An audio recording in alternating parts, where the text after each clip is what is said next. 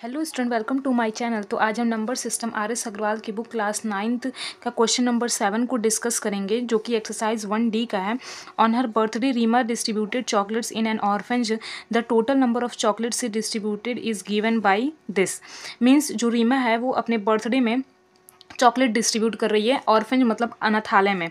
तो ये इतने नंबर ऑफ चॉकलेट डिस्ट्रीब्यूट की है, तो ये कितने नंबर ऑफ चॉकलेट हैं यही हमें बताना है। तो स्टूडेंट आप देख सकते हैं ये मल्टीप्लिकेशन का साइन है, तो हम मल्टीप्लाई कर देंगे 5 प्लस √11 मल्टीप्लाई 5 माइनस √11।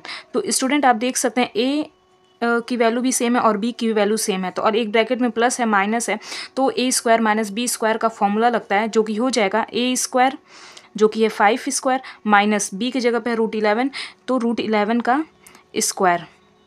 तो क्या हो जाएगा 5 5 से होता है 25 माइनस √11 को जब दो बार मल्टीप्लाई करेंगे तो आएगा 11।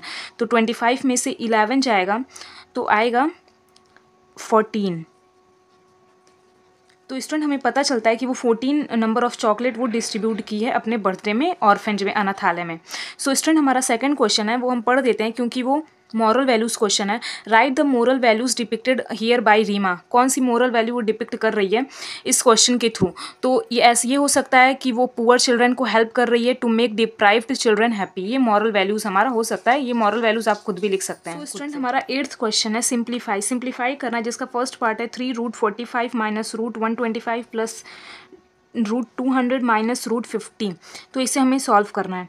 तो स्टूडेंट क्या होगा 3 √5 को हम क्या लिख सकते हैं 3 प्राइम फैक्टर में 3 × 3 × 5 लिख सकते हैं। ओके, ये हम जिस तरह हम प्राइम फैक्टर निकालते हैं उस तरह भी आप कर सकते हैं। √125 को हम लोग क्या लिख सकते हैं 5 × 5 × 5 प्लस √200 को हम लिख सकते हैं 2 × 2 × 2 × 5 × 5।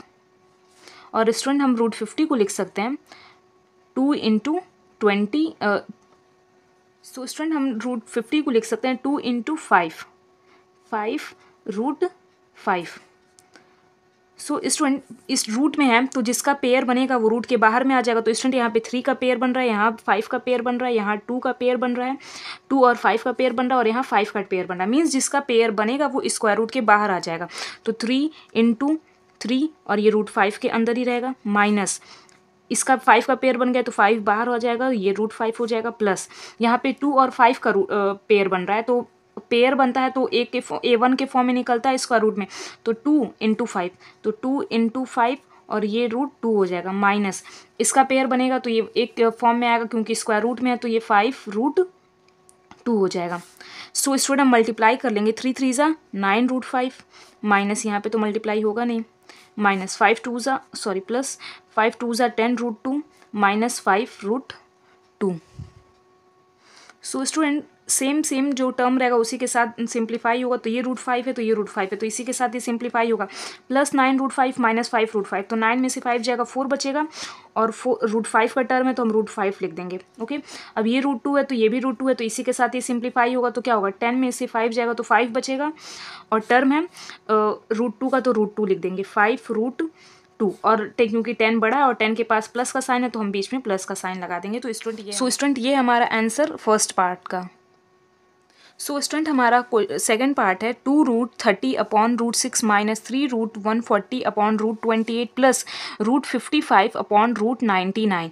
तो स्टूडेंट हमें इसे सिंप्लीफाई करना है। तो स्टूडेंट √30 को हम प्राइम फैक्टर में क्या लिख सकते हैं 2 × 3 × 5। देखिए 3 2 6 और 6 5 30 हो जाएगा। ऐसे ही √6 को क्या लिख सकते हैं 3 × 2 प्राइम फैक्टर में 3। √40 को हम क्या लिख सकते हैं 2 × 5 × 7 लिख सकते हैं, 140 का प्राइम फैक्टर होता है।